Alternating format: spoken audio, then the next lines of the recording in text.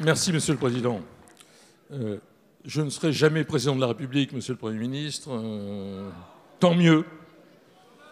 Mais je peux dire une chose, c'est que vous êtes quelqu'un d'humain. On parle rarement à livre ouvert dans cette Assemblée. Et ma famille a eu des grosses difficultés à un moment, moi-même. Et vous avez été le premier à m'appeler. C'est dire que le propos que je tiens sera dans le même esprit que M. Bricou. Dans le même esprit. Malheureusement, votre ministre, et jeudi, moi j'étais sur les bancs, et mon groupe m'a fait l'honneur de pouvoir défendre cette loi qui était absolument formidable, de votre suppléante, monsieur le Premier ministre, sur le diabète. C'est une loi de votre suppléante qui a été votée à l'unanimité. Non, c'est pas vrai ?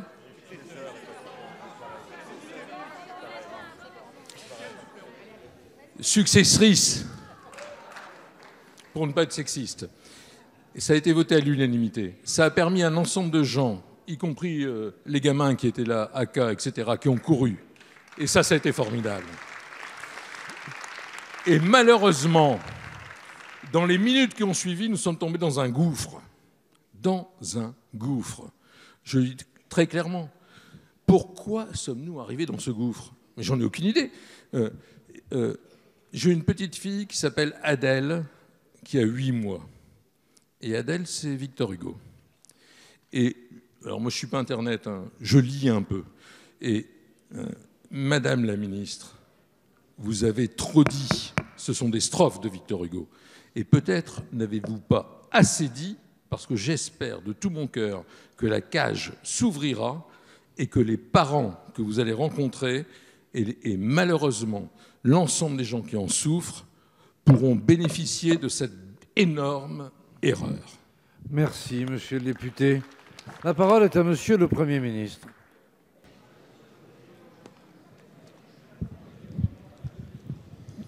Monsieur le Président, Mesdames et Messieurs les députés, Monsieur le député Hutin, vous avez commencé votre question en évoquant un lien qui nous lie, et je n'en aurais pas fait état, mais je vous remercie d'en faire état. Nous nous connaissons, et nous savons qu'au-delà des désaccords, nous pouvons nous parler en confiance et en assumant des désaccords. Un mot pour rendre justice à Madame Firmin Lebaudot, qui aura l'occasion de poser une question dans quelques secondes. Elle n'est pas ma suppléante, elle a été élue sur le siège que j'occupais avant elle, mais c'est évidemment assez différent. Je lui rends hommage et vous l'aviez corrigé.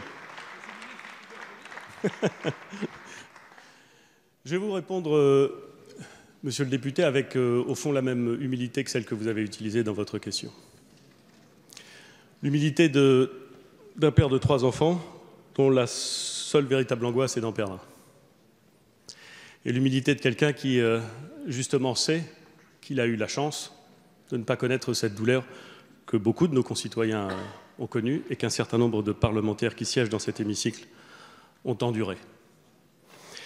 Je ne suis pas sûr, du coup, que l'on puisse, d'une certaine façon, faire complètement état de ce qui est ressenti par un homme ou par une femme lorsque son enfant, en vérité mineur ou pas, disparaît.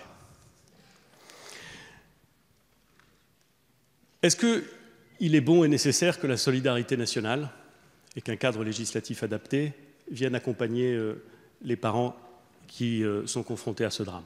Oui, évidemment oui. Est-ce que ce cadre est aujourd'hui satisfaisant? Est-ce que ce cadre est aujourd'hui satisfaisant? Il peut sans doute être amélioré. À l'évidence, toute œuvre humaine peut être améliorée, et celle-ci en particulier. J'observe, et vous le savez parfaitement, monsieur le député, que c'est assez récemment que le délai qui est au cœur du sujet qui a occupé l'hémicycle jeudi dernier a été allongé à 5 jours. C'était un amendement présenté par Madame Delaunay, et il portait de 2 à 5 jours, vous le savez, le délai en question. Et quelques années après, 3 ans et demi après, la question posée par le député Bricou était de savoir si on étendait ce délai de 5 à 12 jours. Faut-il étendre ce délai? Probablement. je le dis là encore avec humilité. À combien faut-il le fixer? Monsieur le député, je vais vous dire, je ne sais pas, pour une raison très simple. C'est qu'à l'évidence, ceux qui se trouvent confrontés à cette situation ne sont pas... en vérité, aucun délai ne fera état et ne sera à la hauteur de la douleur qu'ils vivent. Et nous le savons parfaitement. Faut-il étendre ce délai? Probablement. Ce qui a animé la majorité, et pardon, je m'exprime au nom de la majorité, ce qui a animé le gouvernement, ça n'était pas la mise en cause de ce qu'une amélioration législative était utile et nécessaire, bien sûr que non. Ça n'était pas la mise en cause du dispositif particulier proposé par monsieur le député Bricout, à qui je rends hommage. C'est l'idée, et je voudrais aller au bout de ma réponse, monsieur le député, c'est l'idée que les éléments qui avaient été proposés ne semblaient pas prendre en compte un certain nombre de facteurs, je vais au bout, un certain nombre de facteurs qui sont pourtant essentiels. Avons-nous, monsieur le député, réussi à expliquer cela? La réponse est non. Et de ce point de vue, j'assume au nom du gouvernement l'erreur, ou plus exactement, le caractère, plus exactement le caractère difficilement compréhensible pour nos concitoyens de la position qui a été formulée. Une fois que j'admets au nom du gouvernement le fait que nous n'avons pas su nous expliquer, que nous n'avons pas su dire pourquoi nous pouvions élargir un dispositif. Je veux indiquer deux choses, monsieur le député. D'abord, un certain nombre d'améliorations au dispositif. D'abord, un certain nombre d'améliorations que nous pouvons apporter à ce dispositif ne relèvent pas de la loi simple, si j'ose dire, mais doivent prendre la forme de compléments ou de dispositions qui s'insèrent dans le PLFSS. Je suis presque confus de faire de la technique compte tenu du sujet. Mais néanmoins, ici, il n'est pas inutile de rappeler qu'un certain nombre de dispositions qui nous semblent peut-être encore plus utiles devraient relever du PLFSS et ne pouvaient donc pas, sous peine d'inconstitutionnalité, figurer dans ce projet de loi. Je crois, monsieur le député, que nous avons tout intérêt, comme un certain nombre d'orateurs l'ont redit, d'améliorer encore ce texte. Il sera forcément encore soumis au débat parlementaire, et c'est une chance. Ce sera d'abord le cas au Sénat, ce sera ensuite le cas à l'Assemblée nationale.